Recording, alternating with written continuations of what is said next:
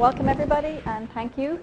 I have been teaching in the medical school for the past, I think, 12 years, if that's right, Cynthia. And I have taught a number of courses that use either problem-based learning modules or workshops. And when I became course director last year of the human genetics course, in that course I had 9 either workshops or PBLs.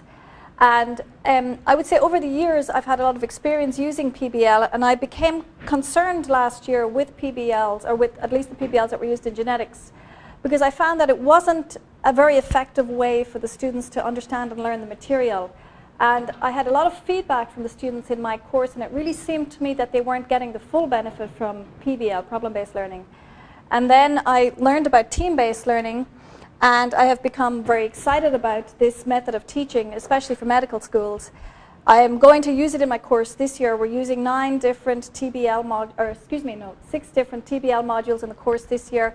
And I guess I will leave it until after that module to see how excited I am about it, and how excited the students are about this course. I would like to just go through what TBL involves. And first of all, I would like to say that with the normal problem-based learning workshops, the types of problems that I experience and that I know other faculty have experienced is really getting good qualified facilitators to facilitate all of the groups. Preparing the time that you need to take to prepare the facilitators for the cases, and the number of sessions you have to prepare different facilitators, because you can't get all of the facilitators in one room. And with a class of around 150 students, and we had 16 different groups with 9 different, in my case, 9 different PBL/workshop sessions. It was a lot of training modules to get these facilitators involved. And also, we required, for my course, I required 32 different facilitators, and I really had to walk around from department to department and beg people to be a facilitator for the course. So that was extremely time consuming. Of course, then, there's variation in the preparation and the teaching skills that individual facilitators have. There's also different knowledge of the subject matter, and for the most part, many of the PBL facilitators that I obtained were really not subject experts. And the enthusiasm, both by the facilitators and by the students, was highly variable. And so many of the problems I saw in the PBLs and the TBLs was that the students compared themselves to other teams or other groups, and compared their facilitators, and their scores were also reflected in genetics. The PBLs and workshops are required, so students get a grade for attending them, and they're graded by their facilitator. So the grades were highly variable depending on the facilitator. And the students' enthusiasm for the group was directly related to how enthusiastic the facilitator was.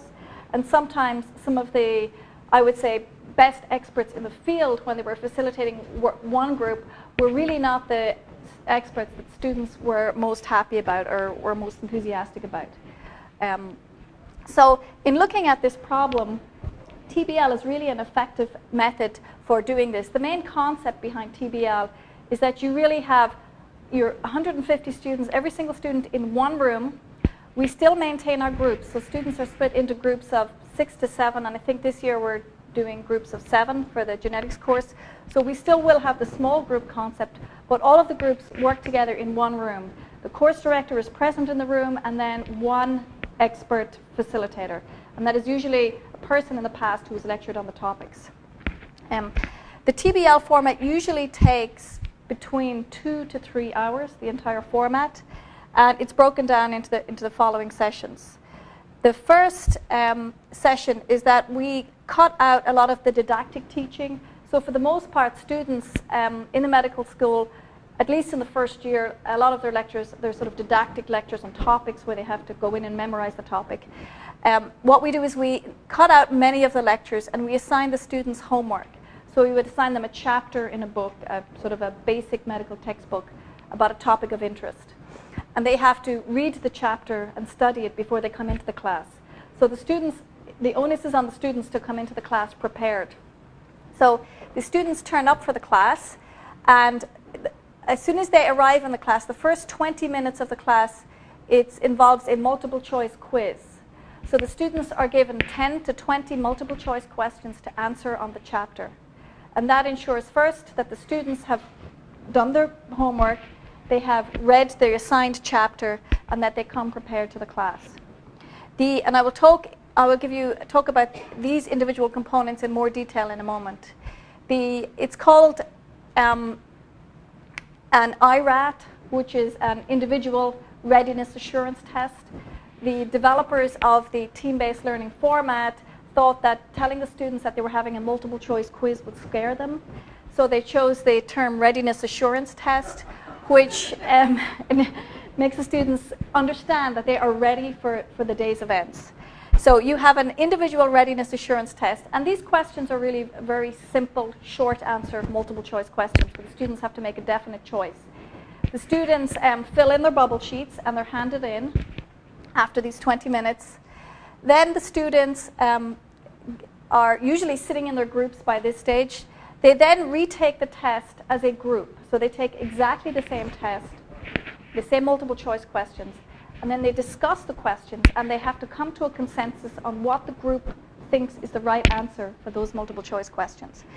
So for the readiness assurance test, we use forms that will tell the student whether the answer is correct or not. So immediately after the readiness assurance test, the students will see whether their answer was right or not. The team is given a group grade for how they perform on this group readiness assurance test. So an individual student will have an individual grade and also a group grade for that test. And these two grades will go towards the student's final grade. So there's a lot of investment for the student to actually do the homework, because they will be individually tested and then they will be group tested, but they will also have to perform in front of their peers. During the readiness, the group readiness assurance test, there's a lot of discussion. Students become very animated. It's very active, especially when I show you how these cards are graded. And so this is the part in general where the facilitator is just walking around and managing group dynamics if need be. But for the most part, there doesn't seem to be a lot of problems with managing group dynamics in the other medical schools that are using it. And there's a lot of medical schools that are using it right now. After the groups have completed the multiple choice test, then there is a period. It can be 20 minutes, it can be shorter, it can be longer, where the facilitator goes through the questions, basically, and will pick a group to tell the rest of the room what their chosen answer is and why they chose that answer. And then he will give other students time to agree or disagree, to question. This really gives the facilitator the opportunity to see how much these students understand about the concept, where they are, what parts of the concepts they're not understanding or where they are having problems. And it also gives the facilitator timing this period to really take a step back if students are having a particular problem with one concept, and to sort of devise on the spot a mini lecture, really re-explaining what that topic is and clarifying points that the students don't understand, and then moving the group forward.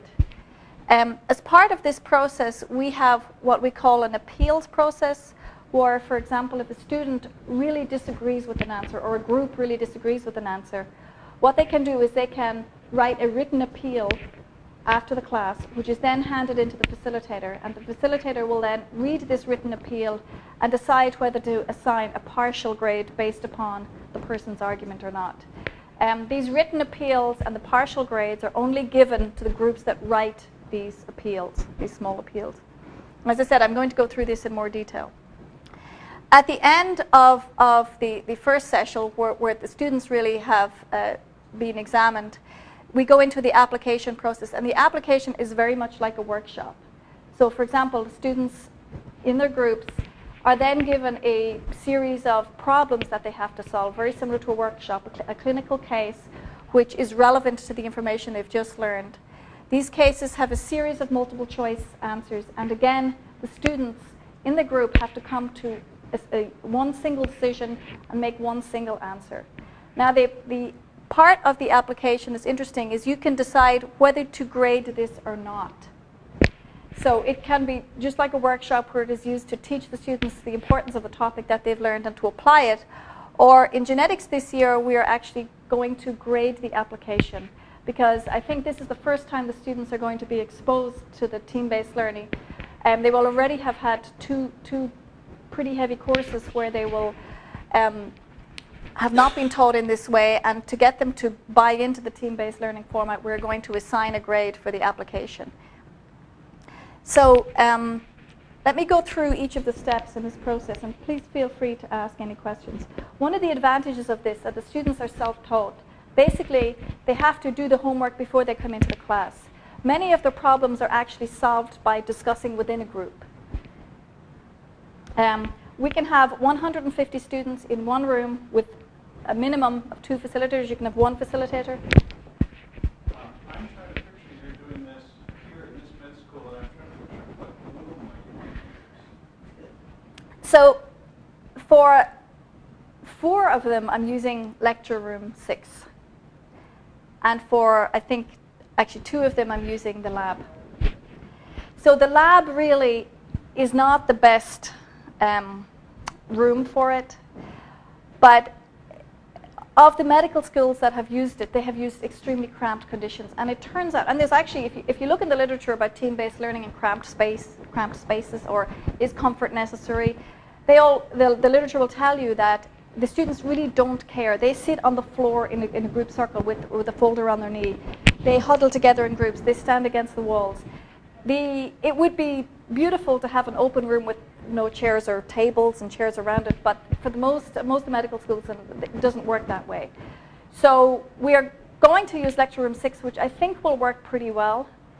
I'm not sure how the lab is going to work just because of the acoustics. But the conference that I went to, there was about 150 of us in one room, and we practiced team-based learning, and it was a room a little bit bigger than this. And there was a lot of noise, but to tell you the truth, in a single group, I mean, you really cut out that noise, and it's a very effective way of going through a problem. Team-based learning is not only being used by medical school. I mean, if you look in the business literature, it's been used for at least 20 years.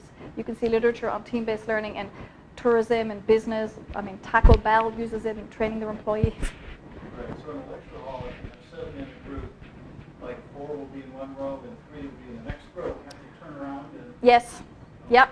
And apparently the advantages and the amount of excitement that you get from the students about team-based learning overcomes those problems. I mean, people will sit on the floor, they'll probably sit on the steps, they'll form cohesive groups sitting around. As long as you can get a group, and really the group of 7, the reason that you sort of try and stop at 7 or 8 is because in cramped circumstances, to have a group of 8 people where everybody can hear what the other person is saying and everybody can contribute when you're discussing a problem, that's really the upper number, the same reason that you select that number for PBLs or TBLs, I think. So lecture room 6, unfortunately, I think the first one's going to be in the lab, and then the other ones will be in lecture room 6. So 2 facilitators in one room. Small groups, again, we maintain the small groups like the problem-based learning. One of the greatest advantages of this, and of course this is extremely relevant in medicine, is that students learn to work in teams.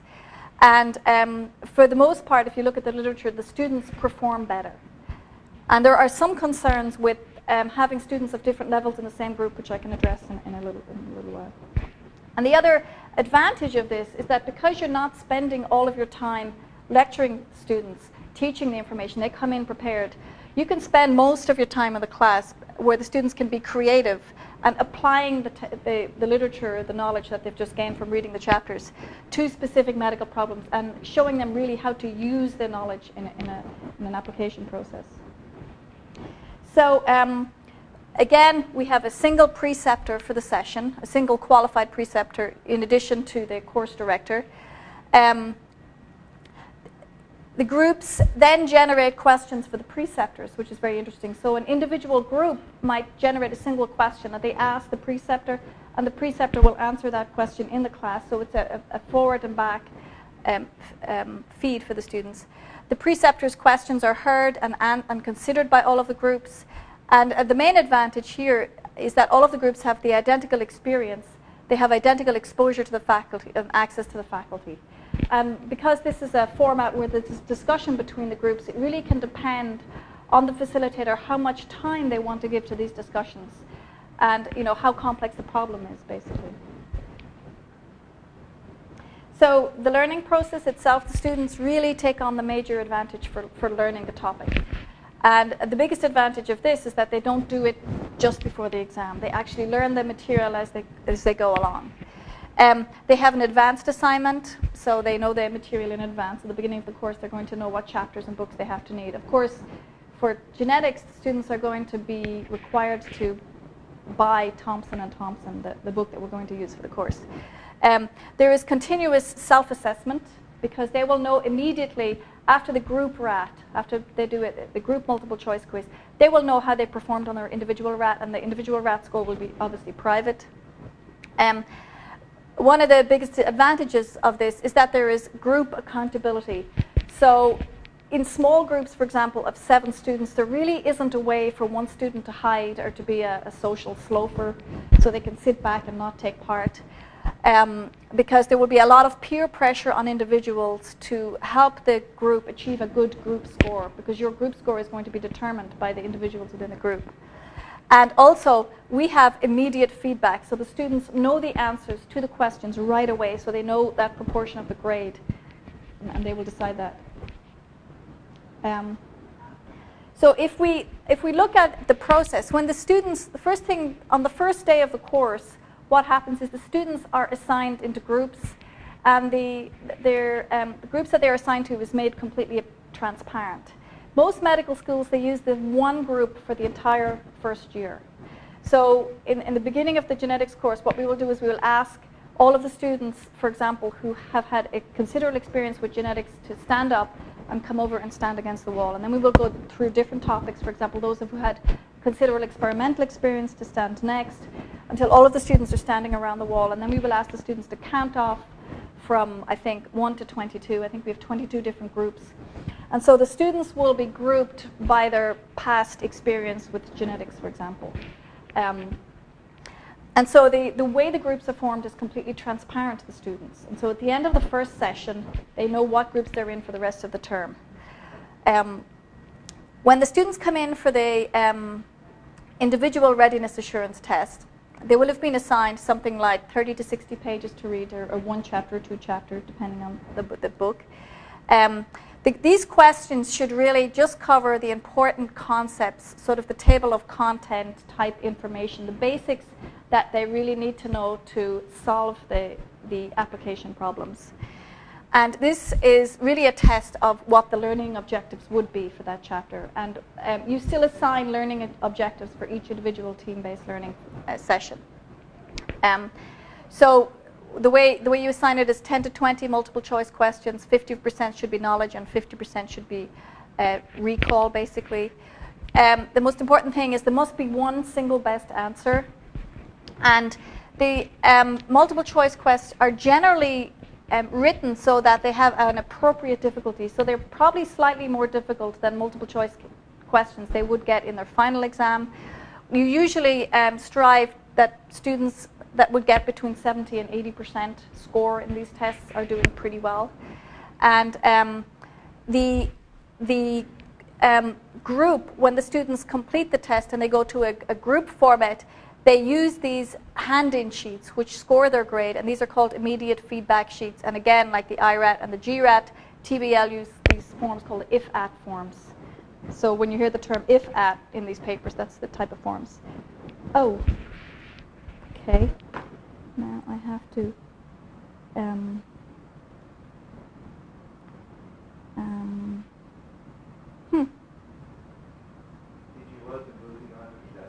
I did, but you know what? I think he deleted a slide. There's a slide. There's one slide that's not here. It was there a minute ago. Okay, so this is very interesting. So the immediate feedback form, which I was going to show you, is missing, and it's a form. Is there any chalk? No. Yeah, there is. So the form, if we have 20 multiple choice questions, it will have the team name on the top. And then they will have the 4 answers. And here we will have the score.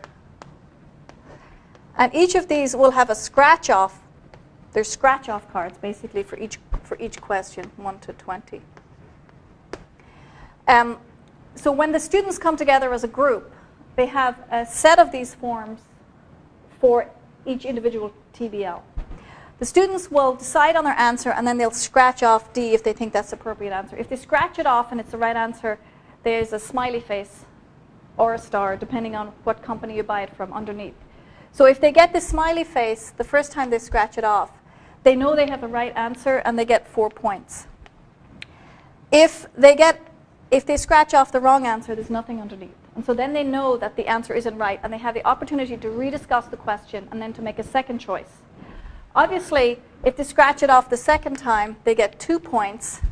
And if they scratch it off the third time, they get 1 point. And so they keep their scores for the multiple choice question. Did they know what their score was? I mean, obviously, they don't know the answers, but did they know their individual score? The IRAT, well, so the IRAT is, they use your bubble sheet. So you fill in your bubble sheet and it's handed in. Okay. So they don't know, but it's the same problems. So once they do this, they'll know I answered D. So they'll know. They aren't approaching this being oh my God, They won't know their score until they go through the group. They'll have a feeling how they did. So once they get to the end of the group, they'll know what their individual score is, and they'll know what the group score is. Yeah, so the key to the whole process is writing really good multiple choice questions, obviously, because you don't want them so easy that everybody gets 100%, because then they don't appreciate the value of teams. But the other key is that you can make the question slightly more challenging. Okay? So the bubble sheet is handed back over to the facilitator? Yes. So the students may not remember after 20 minutes what exactly those 20 questions get the answer? I think they will. I think 10 to 20 questions, they'll probably remember which one they chose. And it isn't that important that they remember every single answer. The importance is that they look at the same questions and they work in a team to solve them. And there will be people with different strengths in that team, that they can discuss the question and discuss why one answer is better than another. They will get the feedback after the TBL. Once the bubble sheets are scored, the scores will be emailed to them. So, question? Pardon me? How does grade weighting, how do you look for grading and ultimately the effectiveness? I'll come to that. Yeah, I'll go through that. So this immediate feedback form has been shown to be a really effective way of teaching the students to learn the material, because A, they like doing it, they like seeing that their answer is right and getting this immediate feedback. And if you look at the psychological literature on this, it's positive reinforcement, which the students apparently love. So I'm going to click on the IRAT movie. And this is just a movie there's a team-based learning collaborative website, and they have a number of movies and tools that you can use if you want to develop this in your course. And this is just a movie of students in one medical school going through first the IRAT and then the GRAT. And, I think once I start it, it should. So these are the students. You can see in this group they actually have tables, which would be nice. They sit around the tables. This is the students, one group taking the individual readiness assurance test. And this is the students taking the group RAT.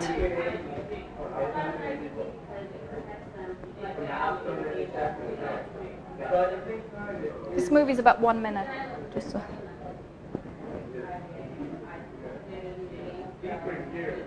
That's why I figured if it's secretory, then it is secret, and then they'll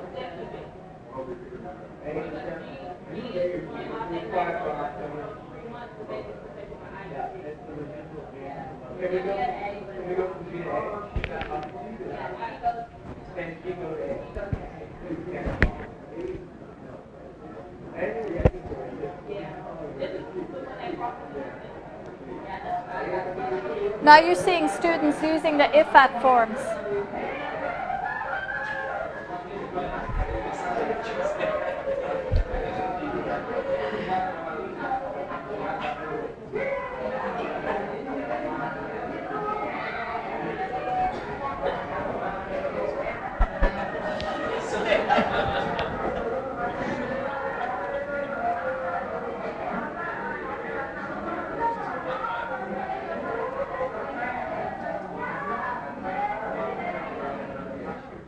Okay. So,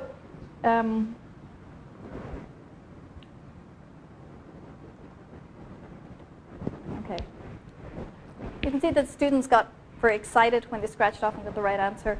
And when I saw these movies initially, I thought, but actually in the conference, when people were doing it, it is amazing how excited you get about scratching off the right answer the first time.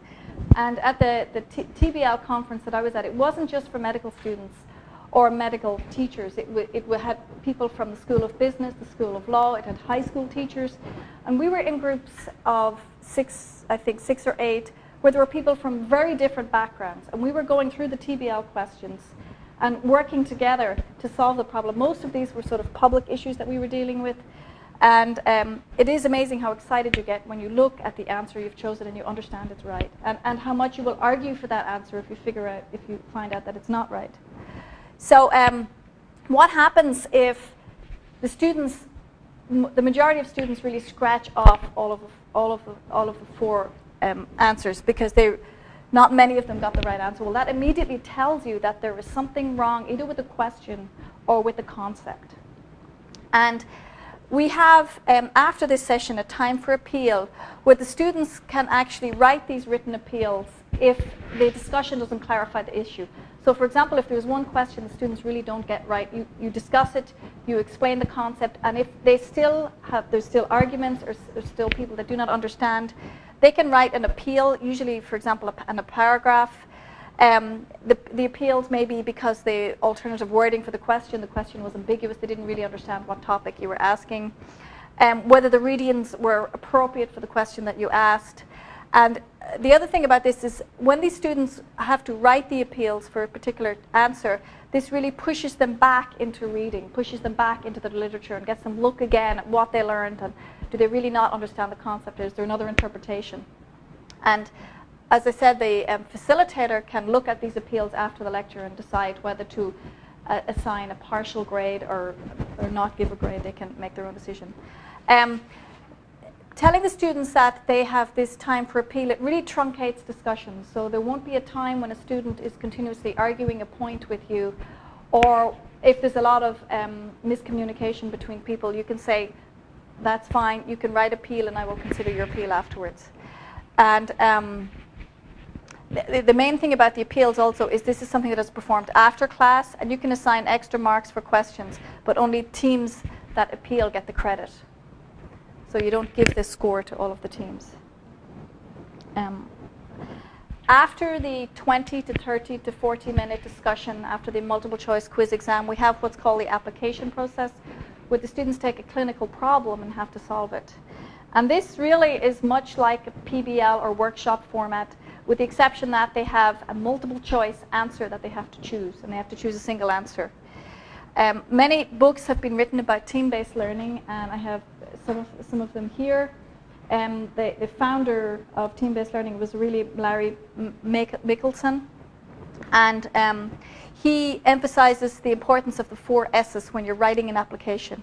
The problem must be significant and relevant to the students, so they must understand through the application why they need to learn this material and what they need to use it for. We have the same problem for all teams. So all of the teams will get a folder at the beginning with the bubble sheet for their IRAT, the immediate feedback form for the group readiness assurance test, and the set of problems. So every student will have the same set of problems. They have to make a single specific choice that they have to agree on, and they have to simultaneously report. And this is what's both interesting and fun for the part of the application. You start off your application process with, for example, putting the problem on a PowerPoint presentation, reading the patient the clinical symptoms, and then giving them the multiple choice answers. The students then have to look at the question and decide as a group which answer they want to choose.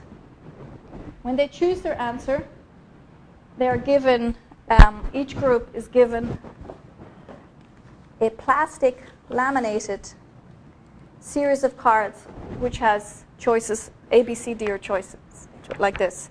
You give the students an amount of time to consider the problem, maybe 10 minutes, maybe 5 minutes depending on the problem, and then you ask the students to simultaneously report, and each group will hold up their choice.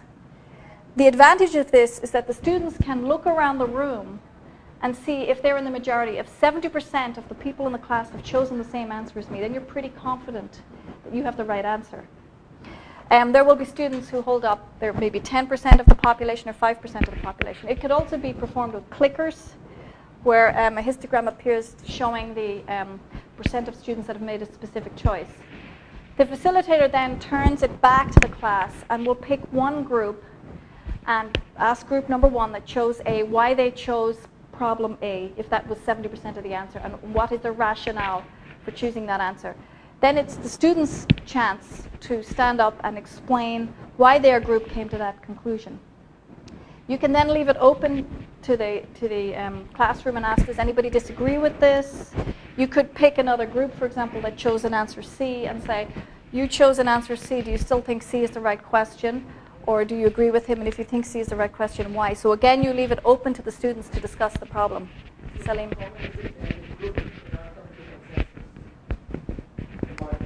In the beginning, this may be a problem. Or this is usually when it is a problem in the beginning, because you have different personalities when you form the group in the beginning. You will have students that are very outspoken and very extroverted and really like to voice their opinion. And you'll have students that are very quiet, and then you'll have students that are in between.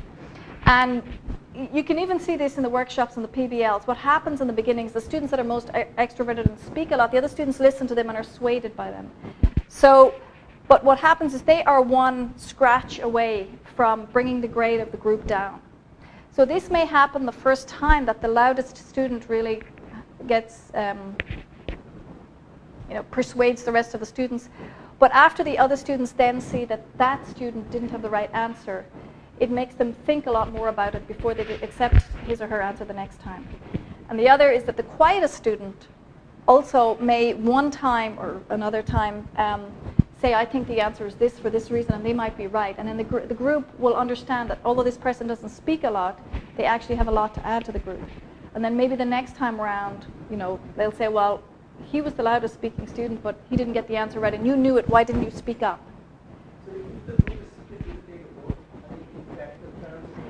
They have to develop group dynamics that they come to one decision, and that it will happen that they 7 students, so maybe 5 and 2 or something, and they scratch it off and it's the right answer, and they can really. But usually, what you try to do is that the discussion that evolves, the longer the groups are together, really, is that they really discuss the problem and come to a consensus, because the different students will have different rationales.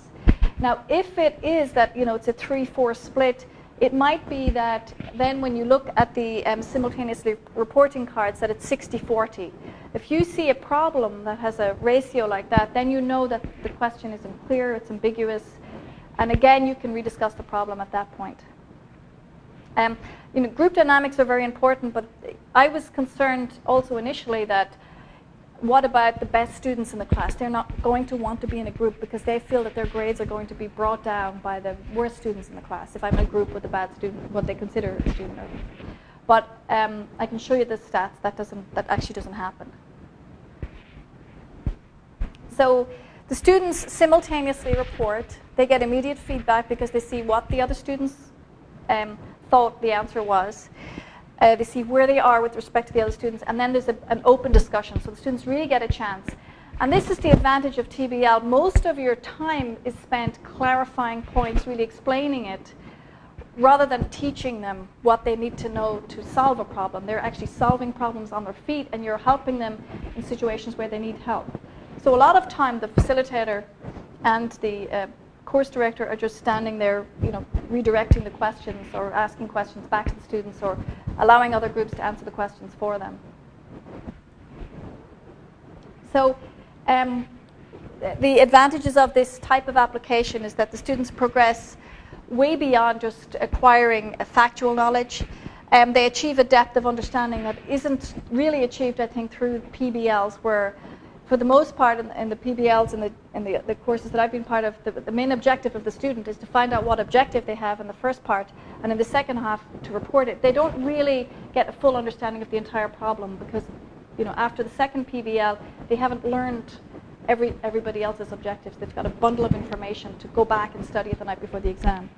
So they really achieve, most of the time, is in helping them to achieve a depth of understanding of the topic. It enhances their critical thinking because they have to support their arguments. At the same time, students really gain insight into the strengths and weaknesses, both as learners and as team members. The at-risk students actually learn the course material early as they go along, and they learn to understand it. And it improves their communication and interpersonal skills, their problem-solving skills. And with this, there really is a lot of student engagement because the students feel that they're really taking part in the discussion. They have questions they can ask it. A lot of times in lectures and workshops, there really isn't enough time for the students to ask the number of questions that they would like to ask and get important feedback on it. Okay. There's continuous reinforcement as we go through this. The students, because they take on the majority of the responsibility for learning and they have advanced assessment, they are continuously assessed so they can see their progress as they go along. They can see the advantage of learning the material beforehand and using it in these application process. There is a group accountability, which I will talk a bit in the next slide, and there is peer pressure really to do the work before you come in and to be a part of the group. Because there is immediate feedback for the most part in this course, once the readiness assurance test is handed in, there's feedback both for the students and the facilitator. The facilitator immediately knows what the student does not know or what are the concepts the students are having problems with. And then they can use this to design a mini lecture that will clarify these points for the students. The faculty advantage is that the students turn up and are prepared. The facilitators, for the most part, listen, observe, and form a positive and a rewarding relationship with the students because they're just clarifying issues for them rather than just teaching to them. Both the instructor and the students become partner in the learning process, and again, the facilitators really understand what it is that the students have problems with. And they can redirect mini lectures to problem areas, so they can really spend most of the time clarifying the points and teaching the students how they use this information in a real clinical setting. So you asked about how we assign the grade, and usually what happens is at the beginning of the TBL session, you ask the students themselves what proportion of the grade they want to assign to each part of the process. So they will be given a percent of the grade for the immediate, the IRAT, the individual RAT, the group RAT, and the application. And usually that is not more than 50% of your final grade, and it really depends on how many TBLs you have in your course, how much time the TBL takes up. Some schools have moved to using TBLs only throughout their entire, so that's 100% of your grade, obviously. So for the most part, it tends that the individual RAT and group RAT, usually the students assign about 10% of their grade to that and 20% to the application. In the beginning, the students tend to want to assign a higher percent to the individual RAT because they think they're really going to do better. The teams are going to bring them down, especially the good students. But that doesn't happen. And then you can readjust it after the first session if they think that they want to change it. So they're assigned a grade, a percent for the self-evaluation, which is the individual RAT, a grade for the team evaluation, which is the group RAT, and then after about the third session, they get what's called a peer evaluation. And we have a series of forms we will ask the students to fill in an evaluation on their peers. So each student will get a form, and they have to give the other students grades for, and it depends on how you would like to design this for group participation, for turning up and knowing the background, for listening to the concerns of other students. And different medical schools do it in different ways. They usually say you can assign, for example, 50 points to the entire group. You have to split those points up between your 6 students. So, and usually they ask that students do not just divide it between 6 and give everybody the same grade. That is not allowed. You have to give somebody a higher number and somebody a lower number. And so because there is a peer evaluation involved that does go to their final grade, there's more buy-in by the students into it. And after the first peer evaluation session, you can do it after the second or third TBL, the students really see what the other students in the group are feeling about them, whether they feel they're contributing to the group, whether they're sitting back and not. And these forms actually also give you space where you can write something about the student. I wish you would speak up more. I wish you would allow other students to talk. So the peer evaluation is also, this is a really important point of the TBL process. So this is in general how the grades are set up for the individual RAT, the team, the 5% peer, and then if you want to score the application, you can give 20%, for example. Implementing it, for the most part, you can use PBLs or workshops that are already in use in the medical school. All you have to do is change them so that the answers are multiple choice. Simultaneously reporting is very easy. The medical school will have a series of these cards, or we can use the clickers. And the one thing about this is that it is really a lot of fun for the students. It's a fun way for them to learn. Does it work? Well, I guess really what you'd like to see is a group of students that have gone through medical school using only TBL and a group of students that have gone through using other systems, and look at their performance. But I don't think there are enough medical schools out there to really get a good statistical answer. So when you look at really does it work, you're looking at an individual school report on how well that school performed. Larry Michelson, who has spearheaded the team-based learning format, he gave statistics where he looked at 1,114 teams of greater than 66,000 students, and what he saw was that there was only one individual where their score outscored the teams. So if you look at the individual scores versus the team scores, what you see in general is that there is always a 5-point difference, a minimum of a 5-point difference between the best individual score and the worst team score. So it was, with the exception of one student, there was never a situation where an individual student outscored a team. And he has years of experience with this. And I guess what you'd really like to know is if the students perform better when they get to the clinic or the hospital, and they're looking at the first bunch of students who have just graduated and are in their first residency to see if they make better team players, if they are critical thinkers, they can solve problems better. But if you look at the medical board exam student self-assessment scores, the literature that's out there has shown that the students that use TBL predominantly perform better. There is one example. Duke Medical School has opened a medical school in Singapore, and the course is taught entirely through TBLs. And although the students that entered both Duke in the United States and Duke in Singapore had roughly the same grades, the students that have been using TBL after the first year, their scores were higher than the students in Duke. And that is really, I think it's a difficult really problem, because you don't know whether, because it's a new medical school and the students knew that they're sort of they were under the microscope, that they really worked harder or performed better because of that situation versus because of the TBL. So I think we really have to wait another few years, and Michelson is collecting all of this data now, and I'm sure we'll see a lot of papers come out on that. So are there many medical schools? There are a lot of medical schools using it, and I just picked out the medical schools, but there are many other institutes, law schools, engineering schools, the School of Nursing, high schools are using team-based learning right now, and that's just a list of a few of the schools. So if anybody is more interested in team-based learning, there is a team-based learning website. It's called the tblcollaborative.com. I can certainly give anybody more information. I have examples here of different types of application processes that different medical schools have used to show you what the application looks like.